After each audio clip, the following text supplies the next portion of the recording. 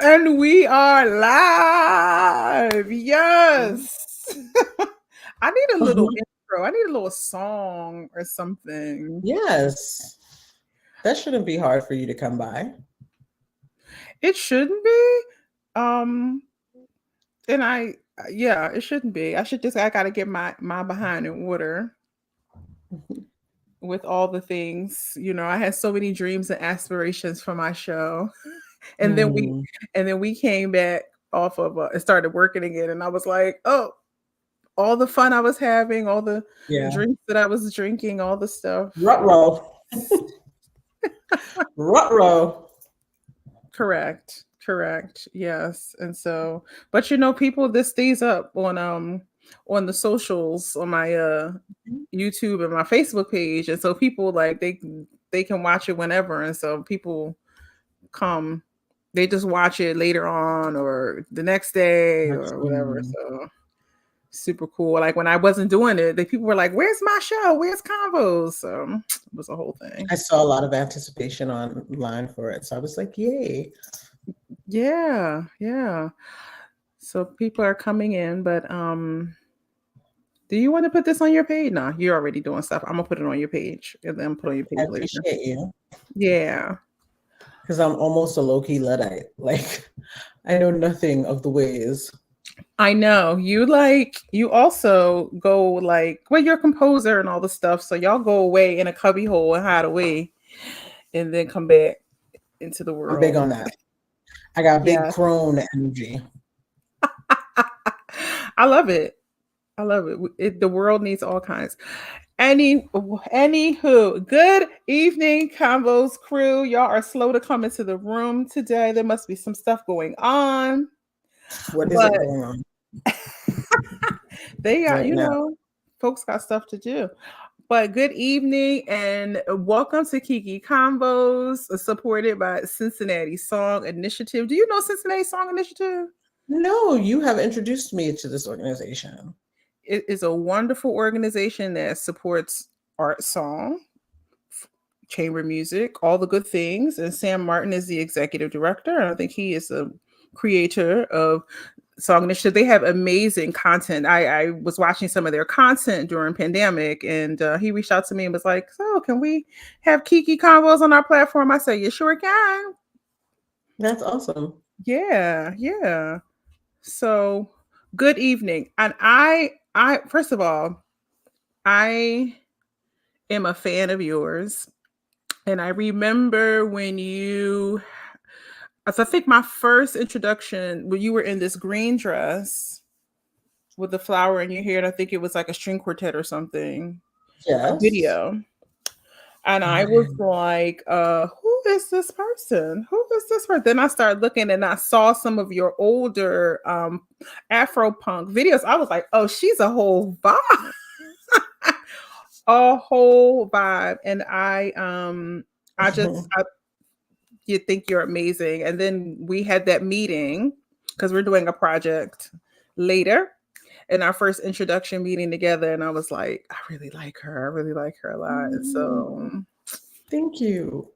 Thank you. yes, I'm gonna I was first introduced go to ahead. you at Theater St. Louis, the first production and run of Fire Shut Up in My Bones, when it was this very intimate production in St. Louis. Yes, that's my favorite, the small one. I concur. Yes. So let me just do a little bio read. Brooklyn born and bred artist Tamar-Kali is a second generation musician with roots in the coastal sea isles of South Carolina. As a composer, Tamar-Kali has defied boundaries to craft her own unique sound. As a performer, she speaks her lyrical truth with a supreme passion and a voice that will shake your foundation and shatter your expectations with its soulful intensity.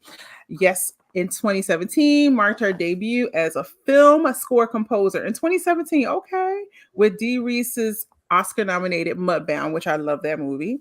Her expressive and varied score garnered the World Soundtrack Academy's 2018 Discovery of the Year Award and has been classified by IndieWire as one of the 25 best film scores of the 21st century. Get it, girl? Yes. The soundtrack for her score to Josephine Decker's psychological drama Shirley was named the Guardian's Contemporary Album of the Month in June 2020. 2022 saw her debut work for multiple commissions from the LA Opera, digital short, We Hold These Truths, which is beautiful, directed by Peabody Award winner Dream Hampton. Okay, hip hop. That's how I know Dream. A solo cello piece for acclaimed cellist Matt Heimovitz, as well as a return to the stage to perform Melancholy Ghosts and Other Mothers. Beth Morrison, we love Beth Morrison, Projects Commissioned Song Cycle. Freedom is a Constant Struggle is a concert curated and co-produced by the artists and presented by Lincoln Center.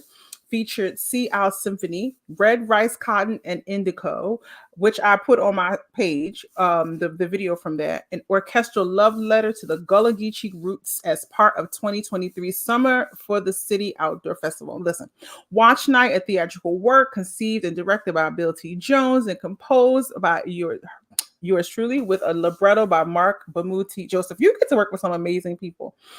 Anyway, listen, I could go on and on. In 2024, Landscape includes the score and soundtrack for John Ridley's Shirley Chisholm biopic starring Regina King, history-making Oscar nominee Rachel Morrison's feature directorial debut, Flint Strong, as well as an excerpt of the chamber opera work, The Swan, presented in concert form as part of Harlem Stage's 40th anniversary season.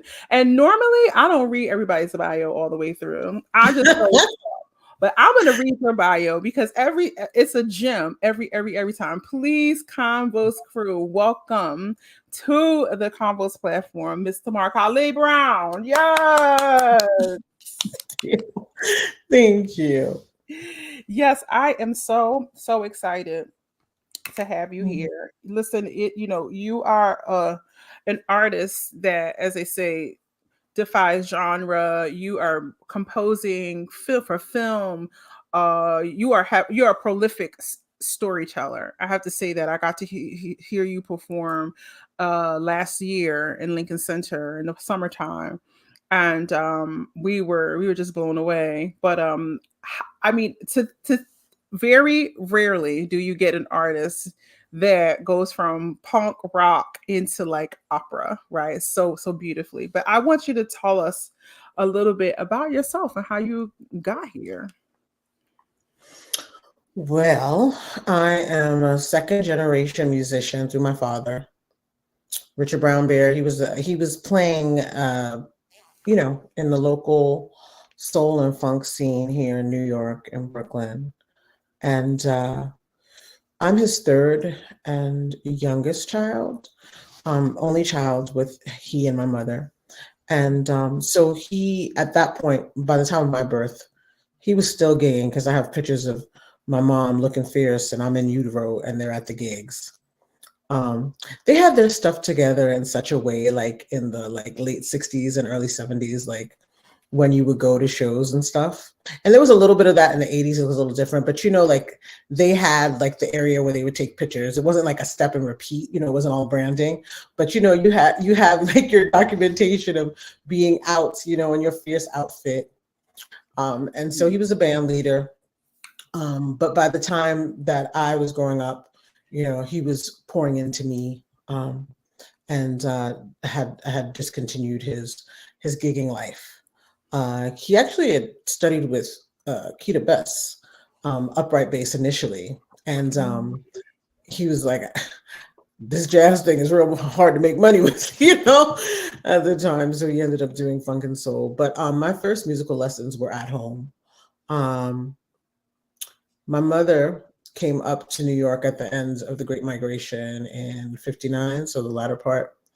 And, but with a lot of Gullah Geechee people who come north, her intention was to carve out a life that would allow her to go back home to live comfortably, which they were able to do in 2007. But I always got sent home every summer.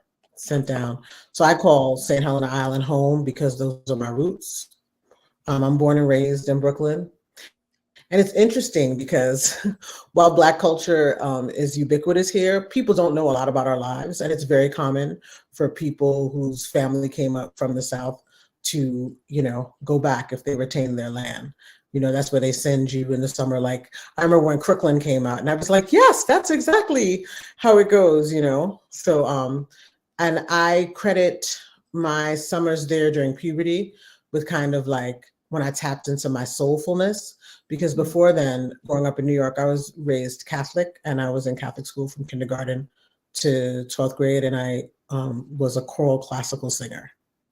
So it wasn't until a particular summer at Vacation Bible School with my cousin, because I would ask to go so I could be active, that I really was able to tap into the soulfulness that was around me in terms of like understanding it in my body and in my voice, around harmonies. And because I remember growing up in the Catholic Church, everybody kind of sang in unison, and then going down south and going to a service, we're hearing like 5-8 part harmony, and I'm like, what is this? So there's just a foundation of a lot of currents, especially musical ones. And my dad, the records that were in my home were everything from soul and funk to rock and jazz.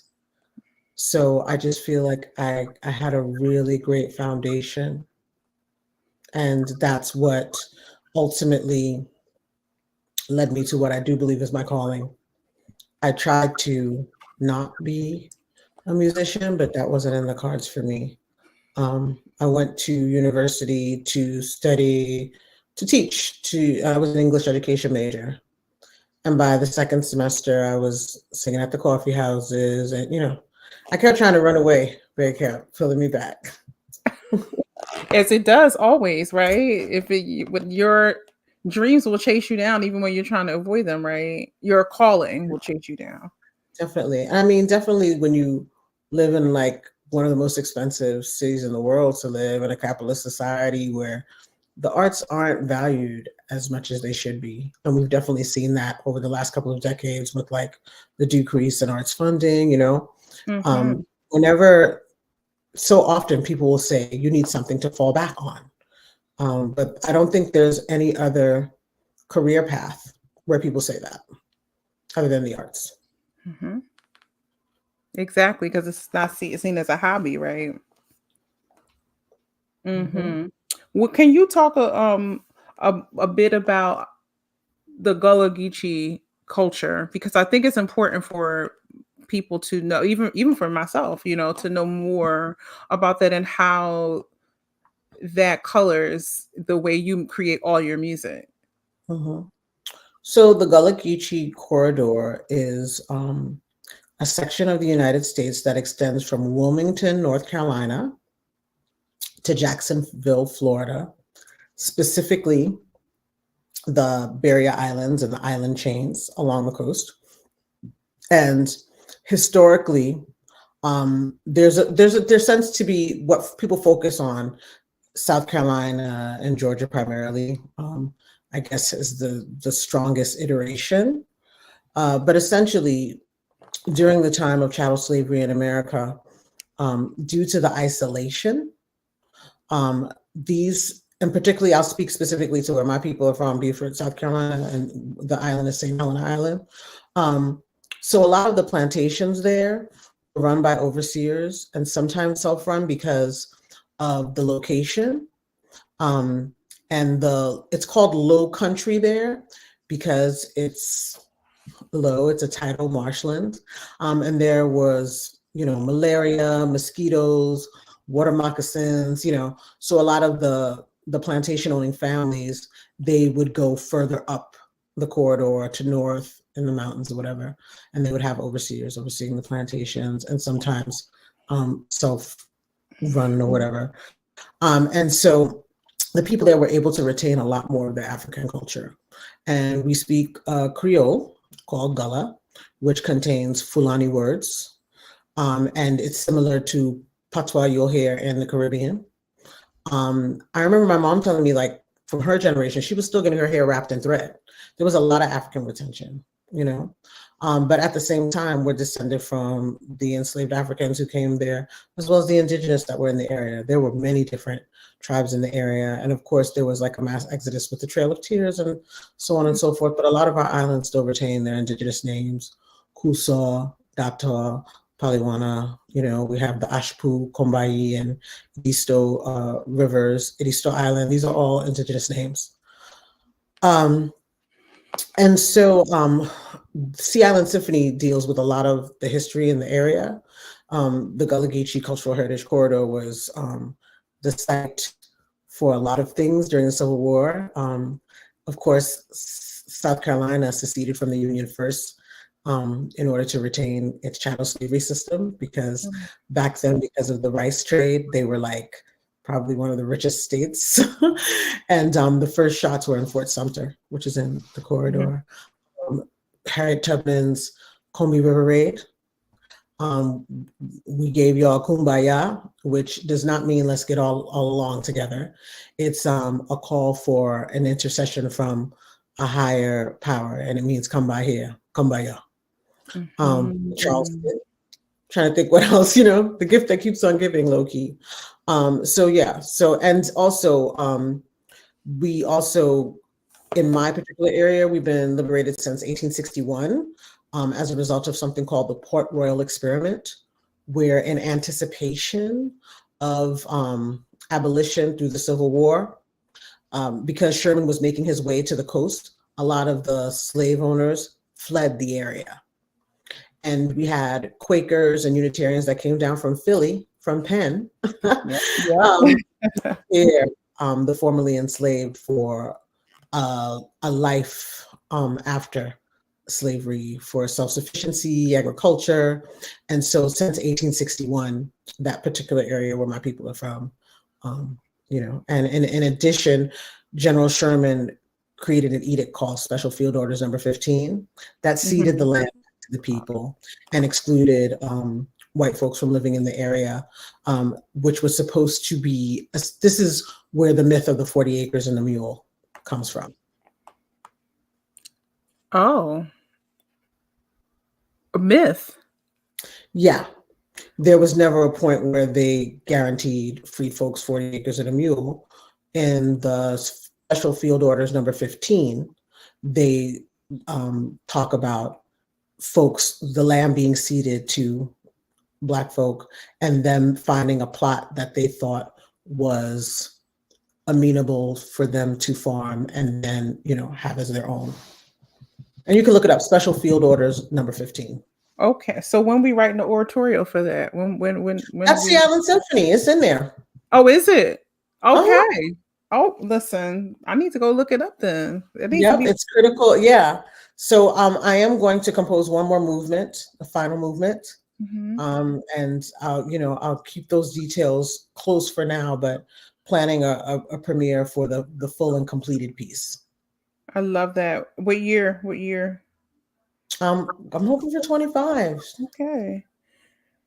Awesome. That needs to be the Americana 26 year. We got things for that too. Oh, I can't wait. I'm sure you have a feast for us. Yeah. I love you. So talk about how because when I hear it's interesting because when I hear you sing rock music, it has such clarity in your tone. Your pitch is spot on. There's no bad technique in that. As we know, in that genre, people like to yell and scream. Like, you have a microphone, you don't have to, abuse your poor little chords. Can you talk about how your classical background colors the way you sing your your rock music? Yeah, and so for me in the scene, that was always a challenge, because punk rock is about your heart and your soul, and there's no division between the audience and the players, and we're just community. So there were definitely times where the fact that I had skill it wasn't that it wasn't welcome. It just was hard to break through to people. But for me, it was about the spirit of what I was saying and what I was singing about. And if we're talking about a kind of like, you know, equality or equity among the practitioners, you know, some people may have learned an instrument before, but so I feel like there's a lot of room. But I will say, in terms of genre and vocal technique, that the killer singers traditionally have been in metal. That's where you have your Ronnie Dios, you have your Joff Tates, the Queensryche, and I mean, they're operatic as hell. And so for punk rock and hardcore, I would say there are some bands where vocalists were really amazing, like the singer from Into Another, which was a post-hardcore band, was pretty cool. But I would say that HR from Bad Brains, he had the most like operatic and expansive voice that I had heard in punk rock and hardcore.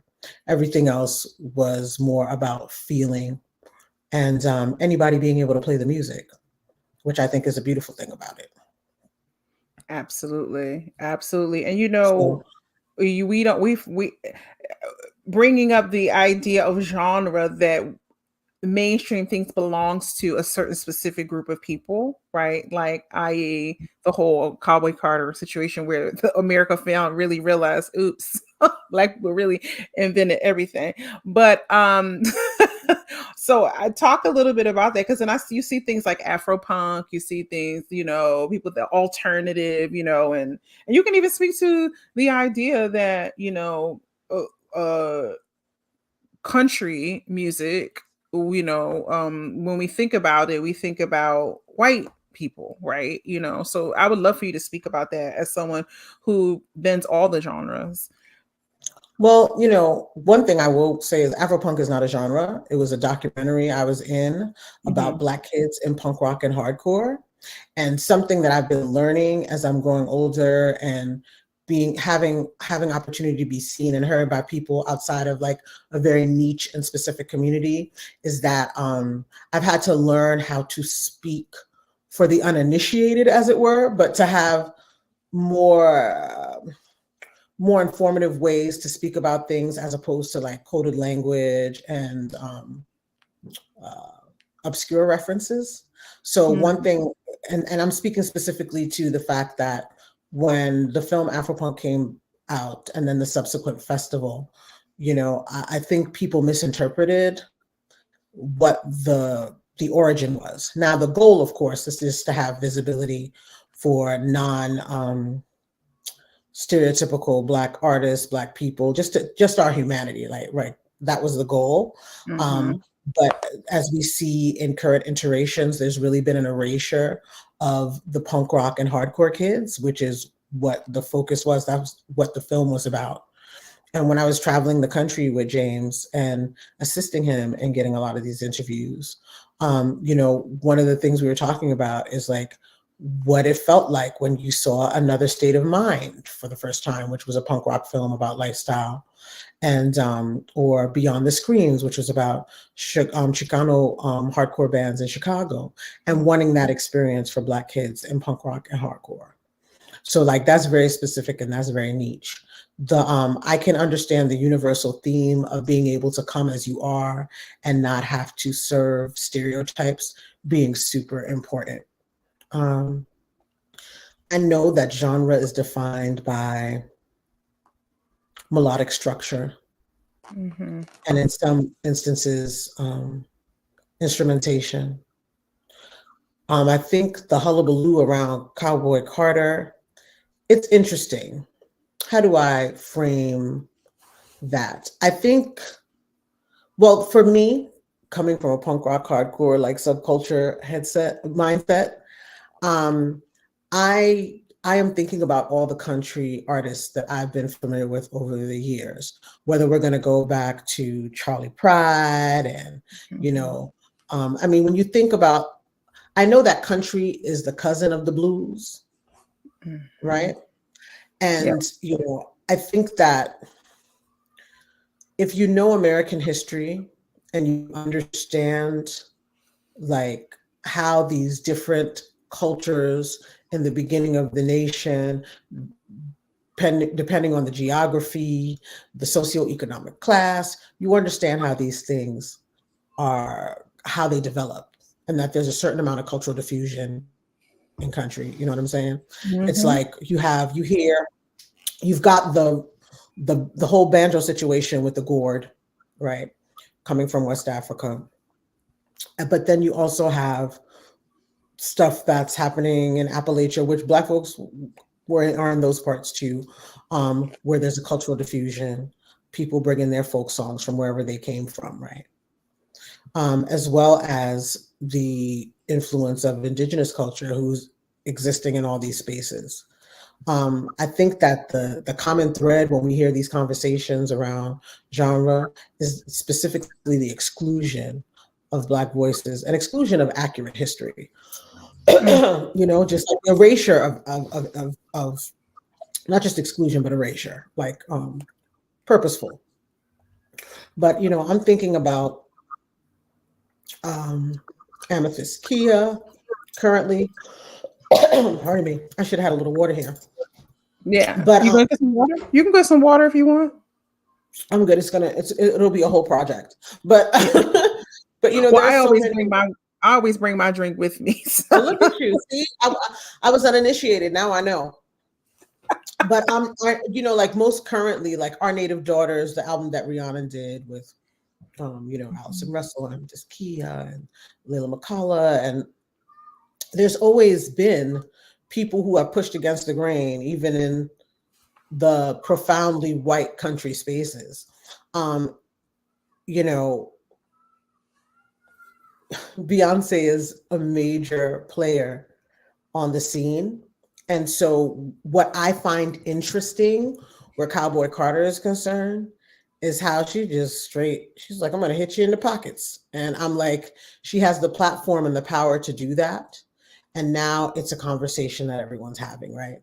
Mm-hmm. Whereas you might have all these artists that have a legacy in the music, but they just don't have that level of visibility. Mm-hmm. What I would love is to see her, when she tours this album, to basically, in everywhere she goes, to tap into the local Black country talent there, the people who have been grinding, from before my daddy said shoot, people who she might never have known of. I hope that she has a means to connect to the legacy of, country Black folks in country music and uplift it. Mm-hmm. Because she has the access and the resources to hit them in their wallets, but none of these folks have been grinding to have. Right. Absolutely. And she's done some, with some of the artists that she put on there, but there's more that can be, there's always more that can be done. And let me see that tour. Let me see folks opening with a fair wage as an opening act with, not just a promotional opportunity, but like, real. Yeah. Real in the way like she did with Renaissance, it was a whole, it was a whole global movement because I saw it on both continents. I saw it in Europe and I saw it in America, but like, she was introducing that whole Black, gay club culture to the world, right? Like, and arguably, I mean, that's not my wheelhouse. So maybe some people say some people got left out, but it really, it felt like there were people who were really experiencing that whole thing for the first time. So yeah, I'm a New Yorker, and so firsthand, right? My twirling days, and also before my twirling days, when I was just a wee lass, I was staying up to watch my cousins get ready to go to Paradise Ballroom, the garage, Mm-hmm. So, and then, so what I find interesting is just the American style. I would love to see more artists just put their backing behind a thing without feeling the need to be the messenger as well, if it's not something that they're well versed in, you know what I mean? I would love that. I would love to see more of that. I agree with you 1,000%. I was going to say something, but I'm not going to say it yet. Okay. Yeah, I was going to say something, but why opera for you? That's not what Ooh, I was gonna say, but I wanted to say it. look at you, 'cause you want me to throw down the gauntlet, don't you? I do. Um, This is what we do. so, I come from a choral classical background, in terms of my initial like formal training around music. And I, at a very young age, I wouldn't have been able to articulate for you that it was that I was recoiling from the very paternalistic style of racism that I was experiencing in institutions. Particularly, I went to parochial school, Catholic school, the missionary mindset, just this type of racism where at every juncture you are trying to prove your worth. I wouldn't have been able to articulate it at that, but it was something that I experienced and I felt. And I made a decision early on that I wasn't going to pursue music in an academic setting because I wasn't fitting to be fighting for my right to exist in a space every day. And so, since I'm a kid that classical music lost, but I never lost my interest in classical music because I was able to discern the difference between the racism of people or systems being the problem as opposed to the art itself. The art never hurt anyone. The art is not racist. It's the people within the institutions who are operating within like the confines of like long-standing traditions and ideas around culture, class, race, gender.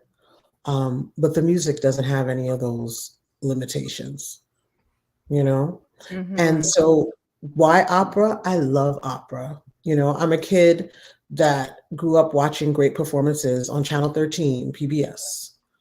And I've come to opera because I've chosen a side, the vocalists. As a vocalist composer, I think I have something to offer. And I think that I want to love all my people, vocalists being. Mm.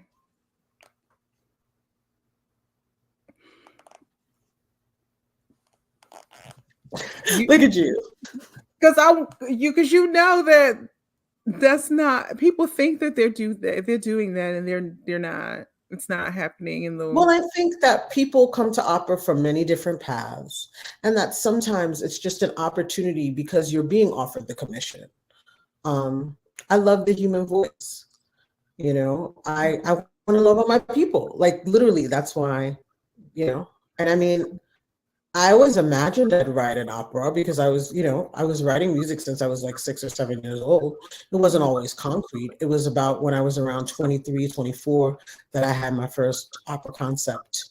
And I started developing that work with the Opera America residency like 25 years later. And at the time, it was like so clear to me that there were not going to be any resources for me to pursue it because I wasn't in conservatory. I did it like there was a very clearly etched out path, steps that you would Mhm. have to take. And now in this new era where the industry realizes that it's adjacent to it's adjacent position to affluence, but not being a high profit industry, that there's a conundrum. And that conundrum is that how many more years do they have of a donor class that's going to ensure that this legacy art exists? So, them trying to figure out ways to evolve it and create opportunities for more folks to experience opera and learn to love it so that Mhm. it will have an audience that doesn't shrink but can expand to Expand. ensure its survival is creating opportunities now.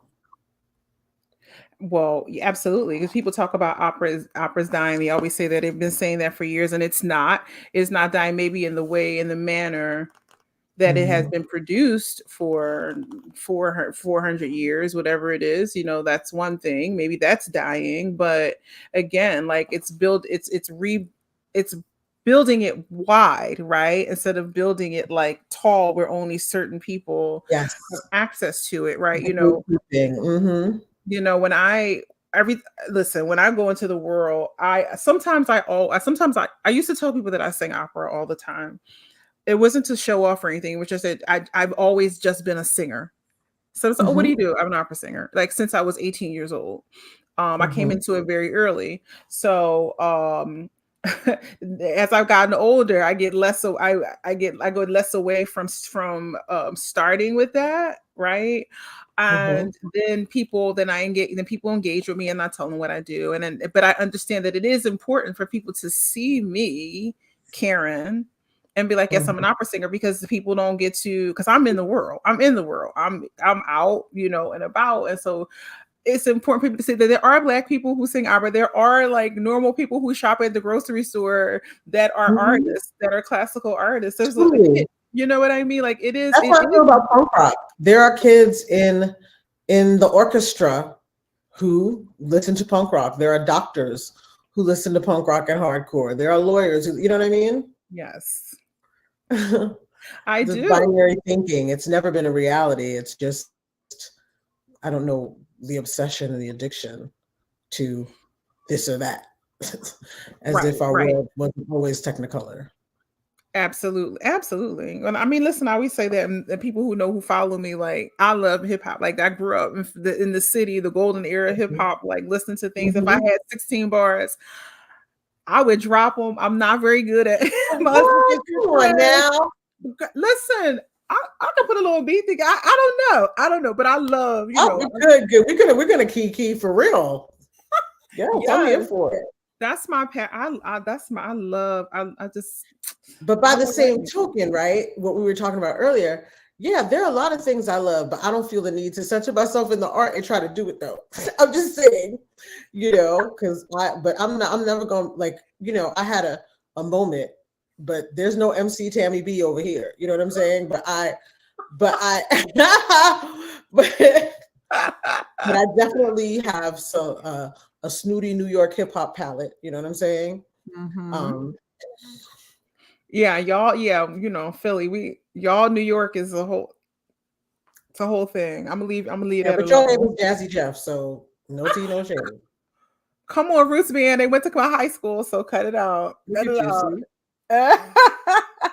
Oh, No tea, no talk shade. talk about. We can talk about that outside. Outside. Talk about. I want to talk about film because now we see more film people who score for film.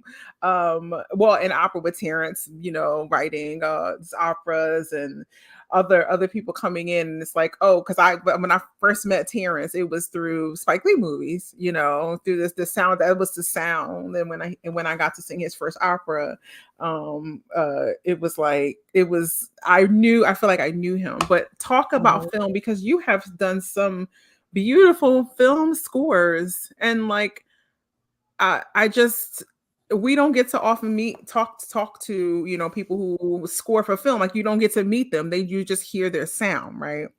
Mhm. Well, as an independent artist, like with a practice of 25 plus years, it's like my mantra is the work is the way.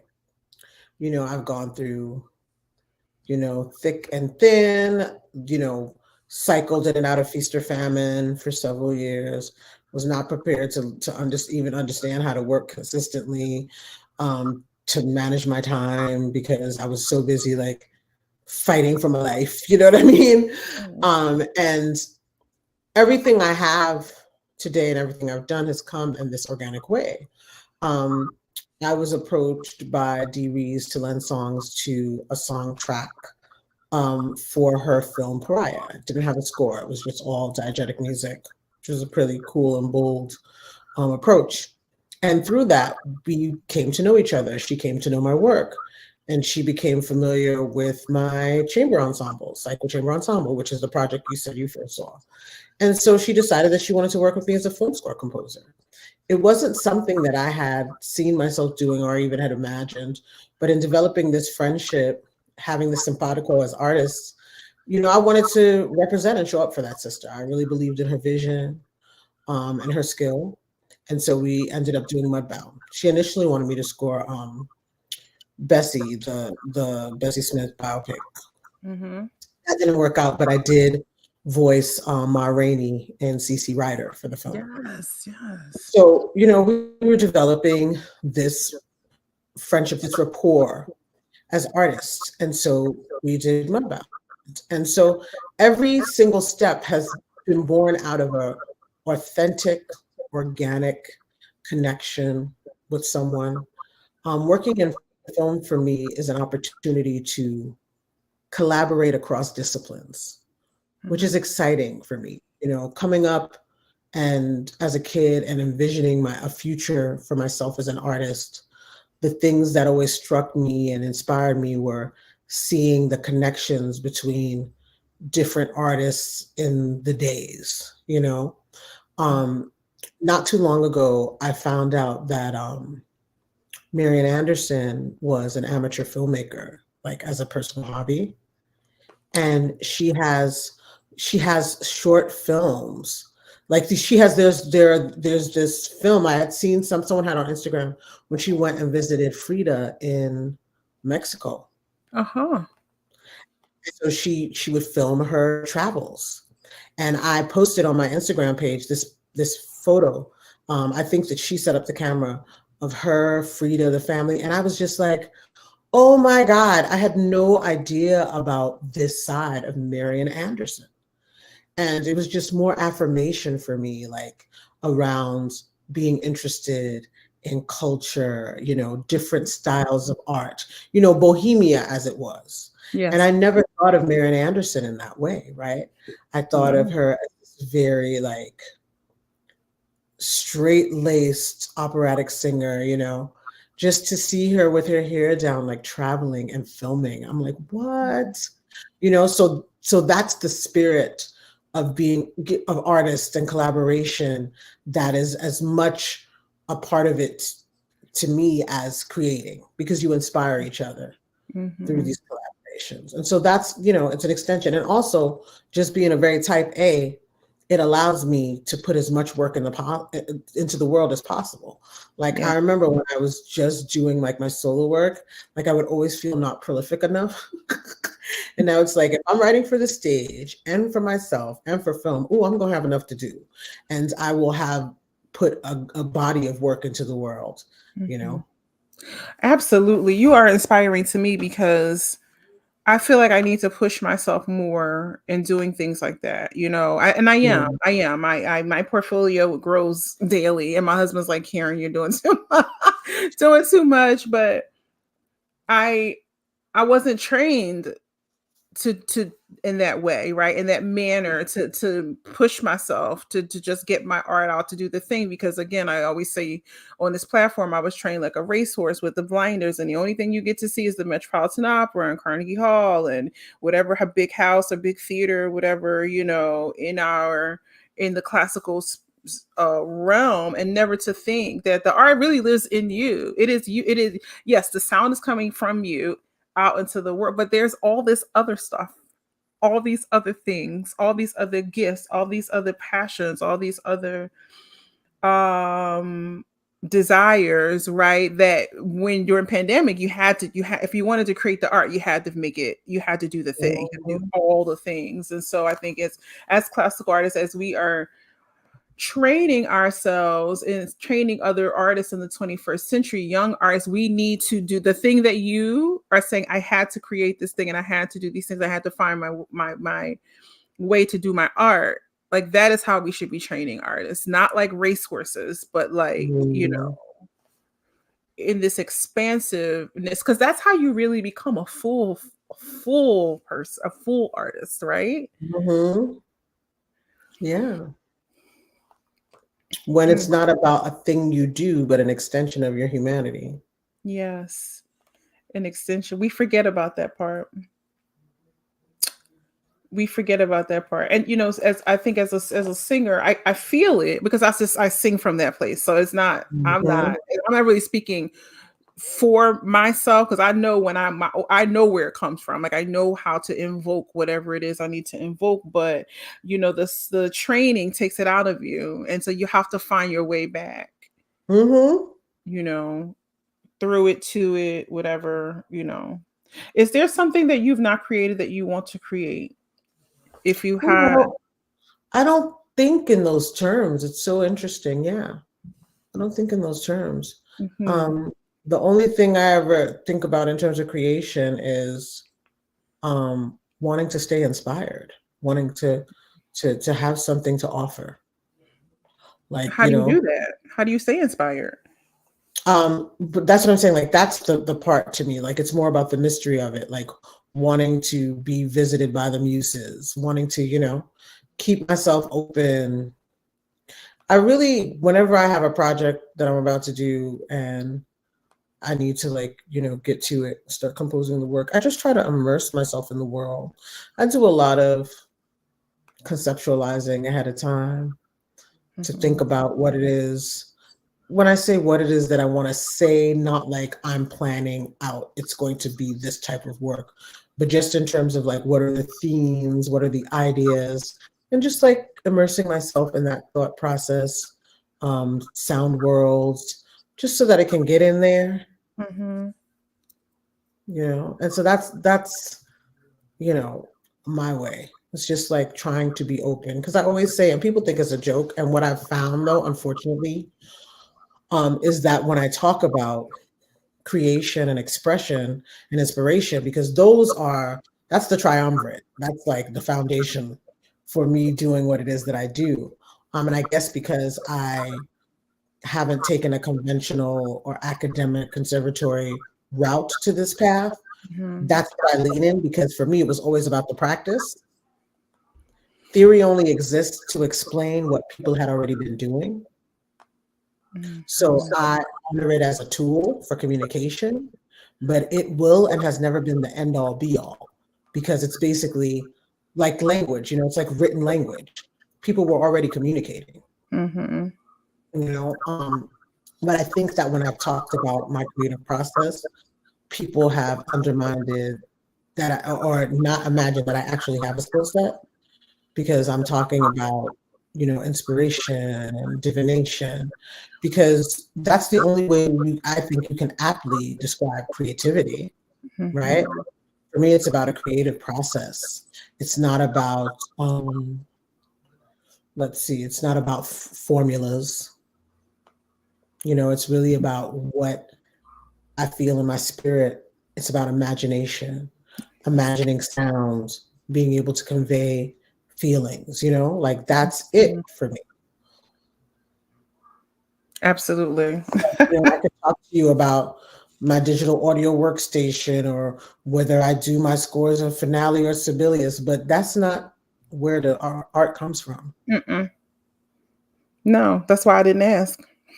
But I'm saying, like, I've just found that how I talk about my practice, Yeah. a lot of times it'll throw people off, and people will come up with the most creative and, oh my God, what the hell is that, descriptions, Mhm. because there's not a lot of room for just talking about the uncanny, which is Mhm. inspiration.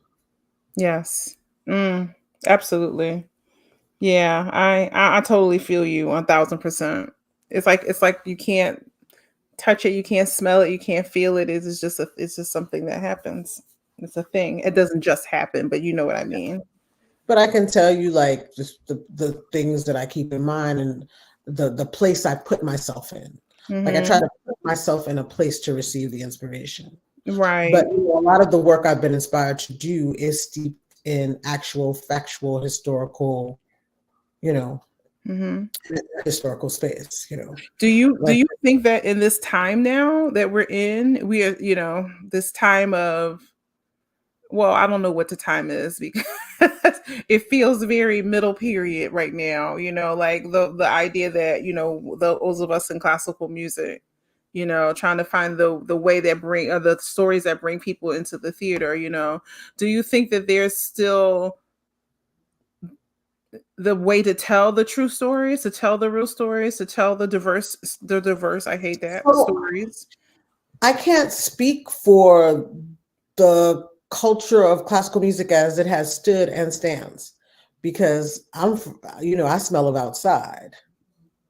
and will continue to, because, like, my creativity is rooted in the real experiences of my life, not as a practitioner who exists within the institution.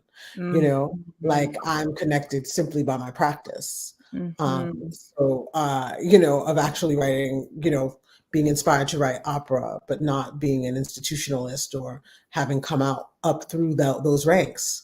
Mhm. you know um so it's interesting.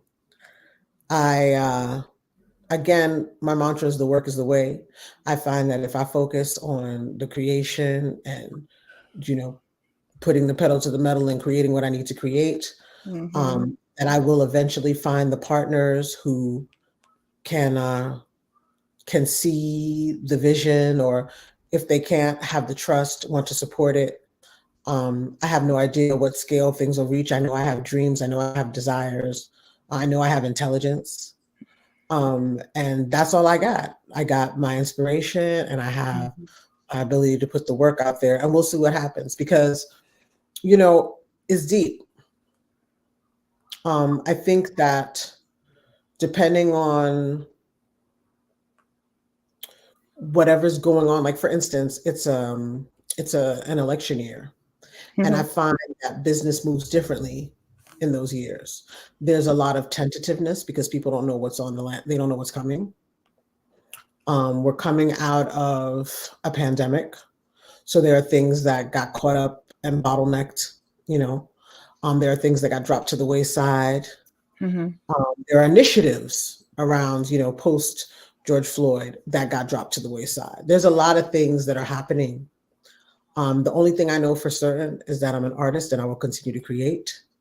And I'm a scrapper, like, I have this independent practice, I get it out the mud, like, you know what I'm saying? I know how to do that.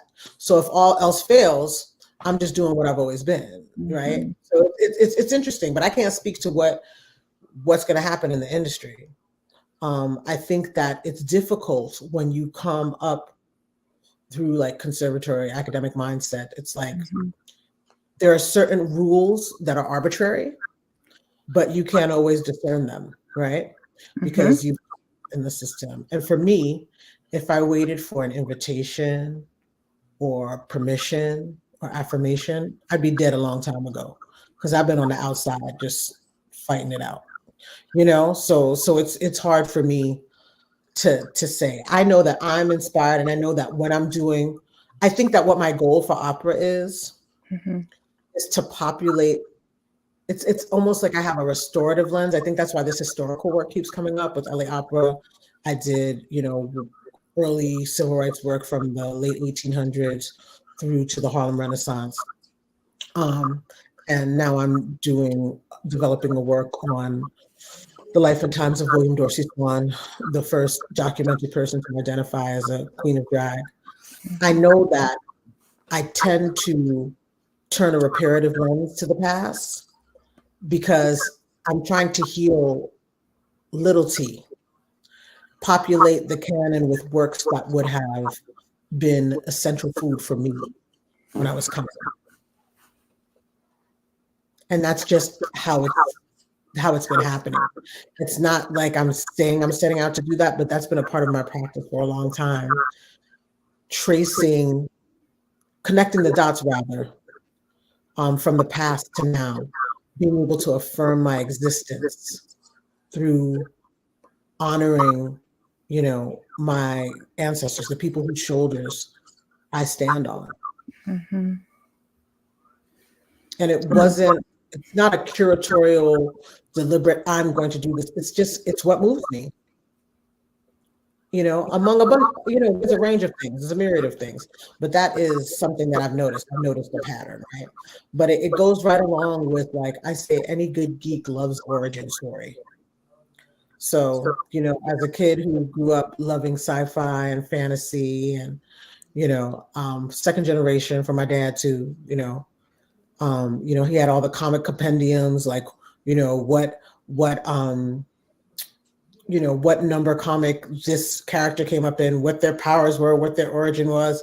And I love that. I love getting to the root of things, learning the origins. If there's something I didn't know about, and I know my father helped me to develop this love for looking back to the past and being able to trace myself to now. I think in a lot of ways, it's what has sustained people who don't see themselves represented in common society. It's like, Absolutely. how else you feel so. And I think that I adopted that practice because there was no sign of me. So and I knew if I exist, it's for a reason. So I love tracing back to find the folks like me in the past, and Yes, people tracing think. their today. No, I'm sorry, we cut you off. No, no, because people think that you need to reinvent the wheel and they say nothing, everything that's new is old, right? Like, Yes. And it's like, it's not a well-trod path. It's a path that's there, but it's been obfuscated by all the things, you know what I'm saying? Whether it's racism, homophobia, sexism. But someone, it's a real thorny, muddy path. mm-hmm. Yes, thorny and muddy, exactly, and people need to lean into that. That's how you got to get through it, right? Like it's not And you gotta gonna. get your machete, you gotta get your bushwhacker. Because it keeps getting covered up, and then we have to carve our way through again. Mm, that's a lot of labor. It sure is. And that's what we're trying to address, right? So that Yes. each generation doesn't have to do that work over again. Mm-hmm. Yes, that is absolutely true.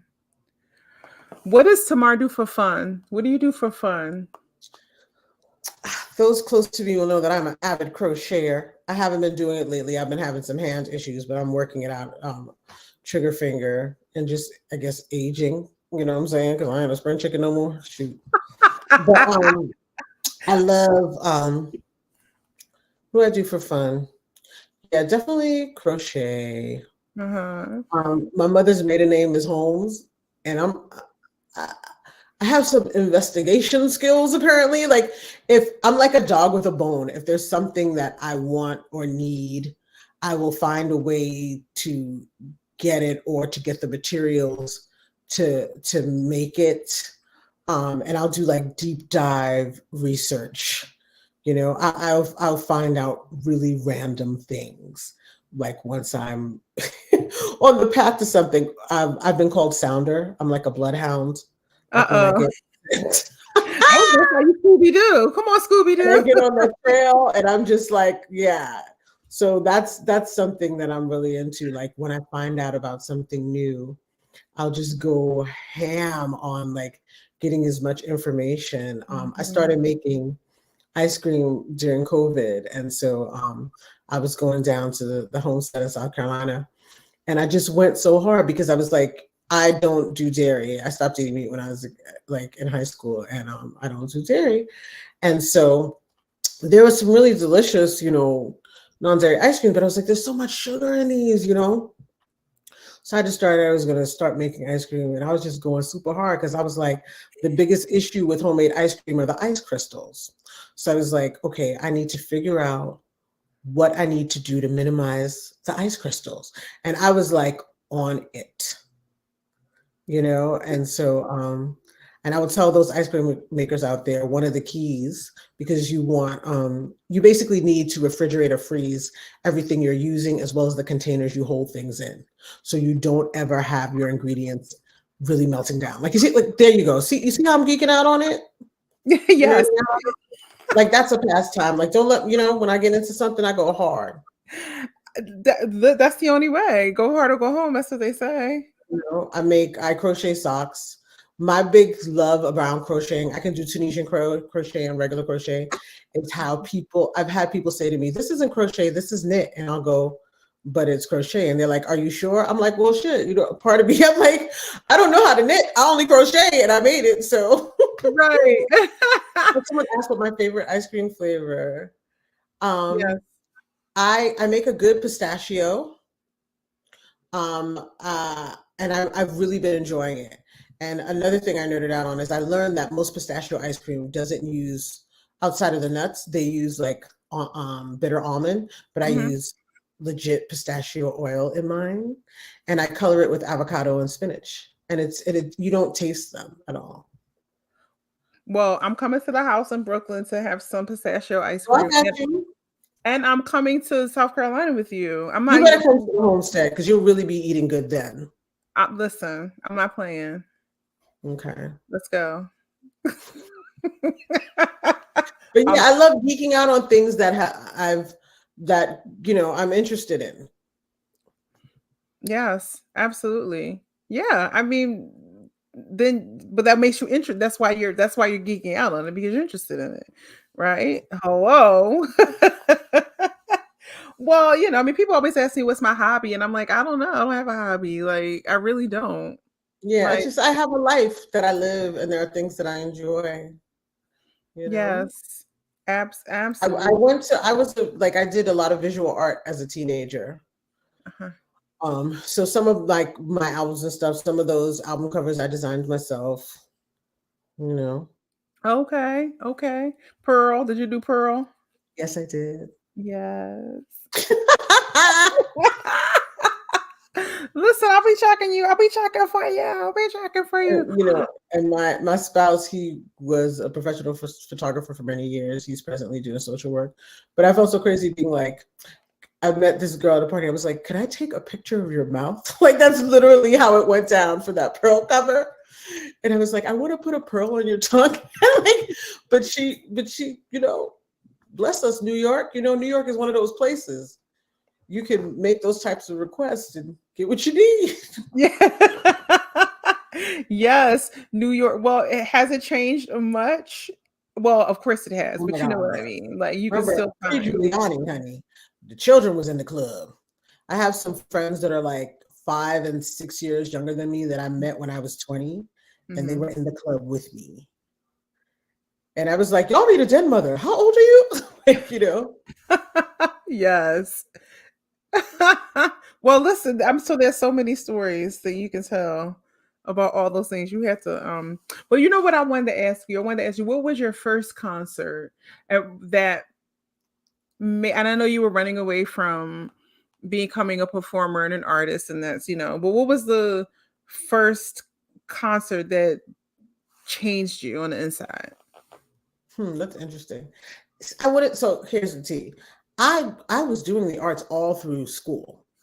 In high school, I was, singing in the choir, all of those things, and I actually fainted at graduation and people had jokes because they were like, you were in dance ensemble and ballet and folk group and chorus and student government. So of course you fainted at graduation.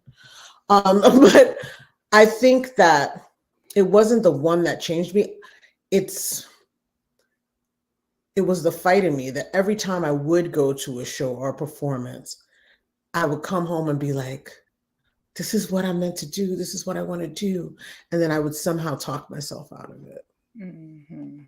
Anytime I went to a major concert or event, I came home like just from my gut up, just knowing it was what I was supposed to do. Mhm. But then telling myself it was just silly. It was just a dream. Mm. Talking yourself out of it. You know, Why? because no one was saying that it was a real path forward, like in terms of like being, and then when it was supported, it was like do it as a gig, not as art, Mm. you know, like, well, maybe you could sing with this wedding band and make regular money. It's a job. And I was like, no, I'm trying to be an artist. I ain't looking for a job. You know what I'm saying? Like, there's a difference. My father negotiated my first like session work and stuff, you know. Like when Mhm. people came, like some folks met me, gave my name. Oh, you want to sing on my friend's album? And I came to their house with my daddy, my 6'3" big daddy. He's like, okay, how much you paying her? What's this? Blah, blah, blah, blah. He negotiated my first, like, jobs and stuff. And I used to call him up for advice. Like, but the first, like, instances of session work I got, my dad was, helping me out to talk to people. And it was good because they knew this isn't someone that is up here desperate that you can do any kind of way. And she has a formidable person, intellectually and physically, who is looking out for her. Yes. So important. Incredibly important. And he didn't want me to make the same mistakes he did. I think part of why I was in denial about wanting to be an artist initially is because he was so gangster about it. He would talk about, you think musicians are special? He's like, you think their poop don't stink? It stinks twice as much. Like he was very that dude, because he just didn't, he saw the pedestal that entertainers are put on and how people put themselves in susceptible situations. And he did not want that for me.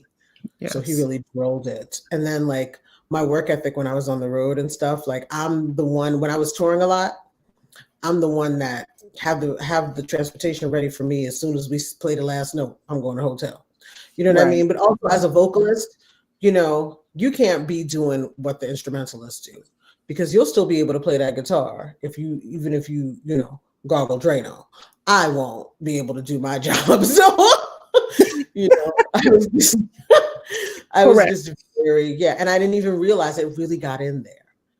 Like I was that person. I was like, I'm going to bed, I'm working out in the morning, I'm drinking my water, I'm doing my things, Yes. Absolutely. The discipline. Yeah. Being a singer is a whole other. I when I'm doing opera, I'm always taking my pins out of my wig so that I'm the first person out of the door when I'm doing opera. Like on stage, I'm taking the pins out. Girl, I'm taking them lashes off. I'm doing the thing, like all the things, so that at the final curtain, I am out of there, because I want to go. I want to be home. I want to be in my hotel doing my, I have to be quiet and doing all the things. Gotcha. And that's one thing in terms of the genre difference, the preparation.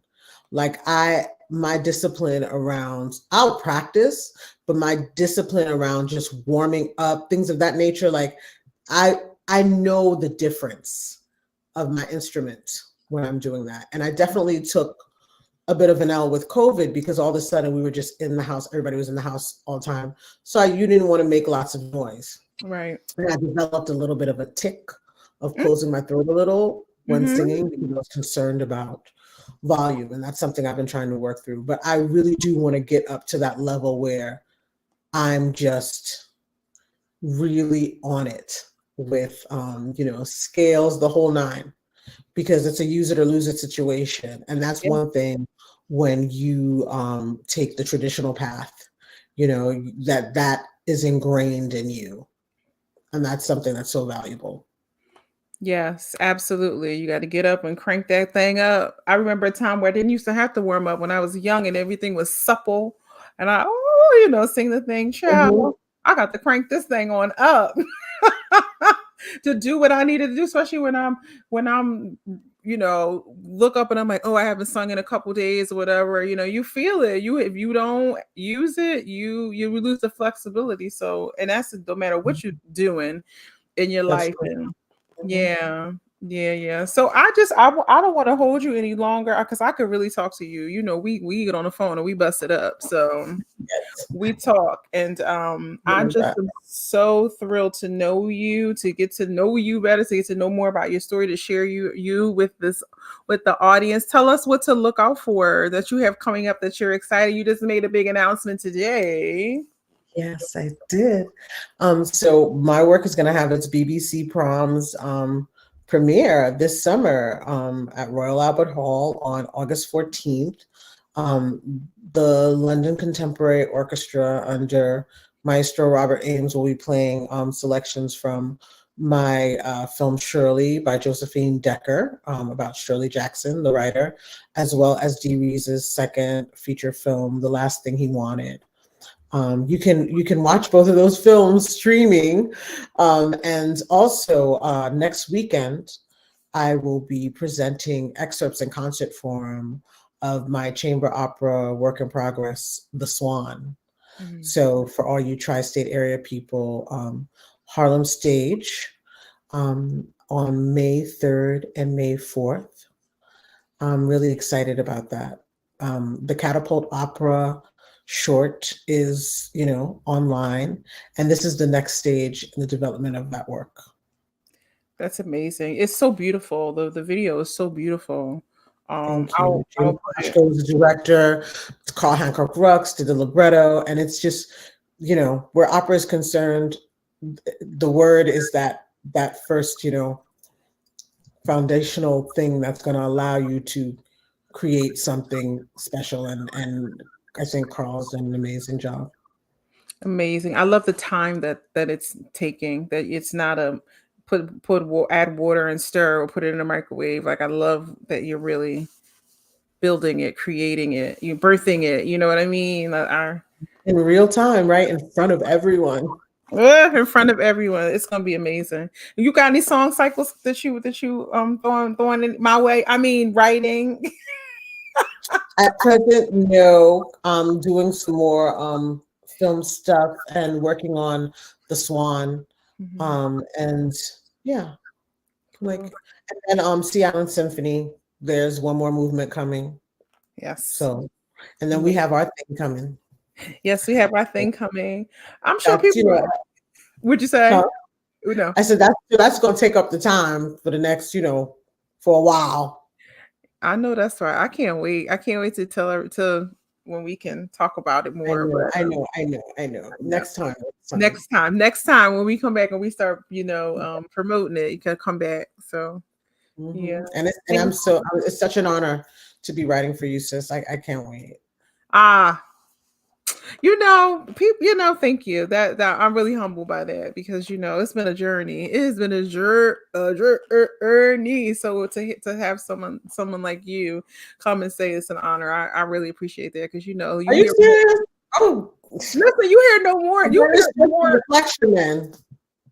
but you hear more no's in this thing than yeses. And so when I try to stay encouraged and uplifted.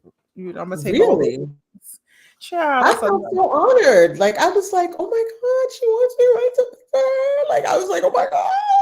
Yes, girl. I You're the, can't wait. like, yeah. Yeah. Yes. Okay. Well, thank you. I'm gonna wrap it up because like I said, I could talk to you all day. Thank you for coming onto this platform, and I'm gonna make sure that I send you the link so you can put it on your page.